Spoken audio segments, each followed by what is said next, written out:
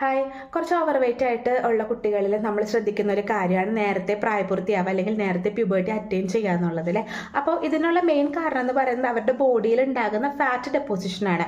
അതായത് ഫാറ്റ് ഒത്തിരി അവരുടെ ബോഡിയിലാകുമ്പോൾ ലെപ്റ്റിൻ എന്ന് പറഞ്ഞൊരു ഹോർമോൺ ഫാറ്റിൽ നിന്ന് സെക്രീറ്റ് ചെയ്യുന്നുണ്ട്.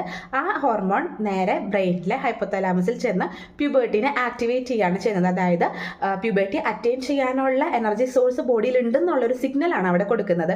അങ്ങനെ കുട്ടികൾക്ക് പീരിയഡ്സ് സ്റ്റാർട്ട് ചെയ്യുന്നത്. അപ്പോൾ ഇതിന് നമുക്ക് പ്യൂബർട്ടിനെ ലേറ്റ് ആക്കാനായിട്ട് നമുക്ക് ചെയ്യാൻ പറ്റുന്ന കാര്യങ്ങൾ പാരൻസ് എന്ന നിലയിൽ അവരെ ഔട്ട്ഡോർ പ്ലേയിങ്ങിനെ നമ്മൾ കൂടുതലായിട്ട് പ്രോത്സാഹിപ്പിക്കുക, പുറത്ത് കളിക്കാനായിട്ട് വിടുക പാരൻസിൻ്റെ ഗൈഡൻസോട് കൂടി.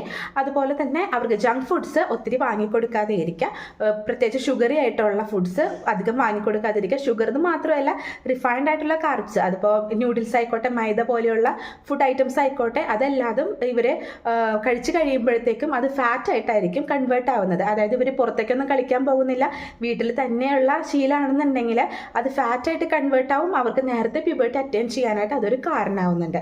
അപ്പോൾ ഇത്രയും കാര്യങ്ങൾ നമ്മുടെ മക്കളിൽ ശ്രദ്ധിക്കാം.